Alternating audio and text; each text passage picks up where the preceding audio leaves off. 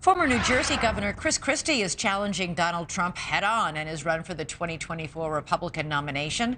And a new poll shows his brash style might be paying off, at least in New Hampshire.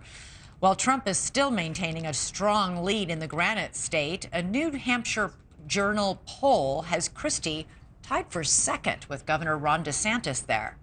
Christie, a former federal prosecutor, has been stinging in his criticisms of Trump and his 3 criminal indictments. But Christie is also setting himself apart, in large part by putting some focus on mental health and substance abuse issues. NewsNation's Robert Sherman is live in Manchester, New Hampshire tonight, where he's been following Christie's campaign today. Hey, Robert.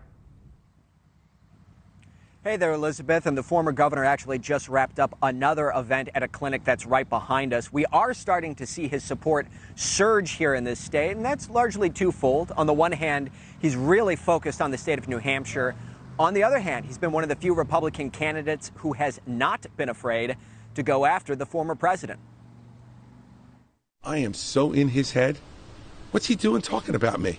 It's because now I'm in second place in New Hampshire. Former New Jersey Governor Chris Christie believes he has the momentum and also believes he'll soon be knocking on former President Trump's door in New Hampshire. Christie is betting big on the Granite State, taking a different approach by touring mental health and rehab clinics throughout the day. My role as president would be to make sure that we make everybody in this country understand that substance abuse disorder and mental health are diseases. And they're diseases that can be treated the same way heart disease, diabetes, and cancer can be treated.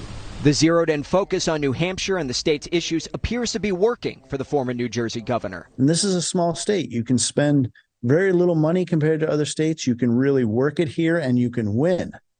And so I think it's a smart strategy on his behalf. Neil Levesque with the New Hampshire Institute of Politics says this state is Christie's best chance at closing the gap behind former President Trump. And with support for him picking up here, the 45th president put the former New Jersey governor in his crosshairs at his Tuesday New Hampshire rally. No, he's eating right now. He can't be bothered. See, I'm trying to be nice. Don't call him a fat pig. Christie punching back. You want to say something? 2 weeks from tonight, show up. I'll be on the stage. You want to have the conversation?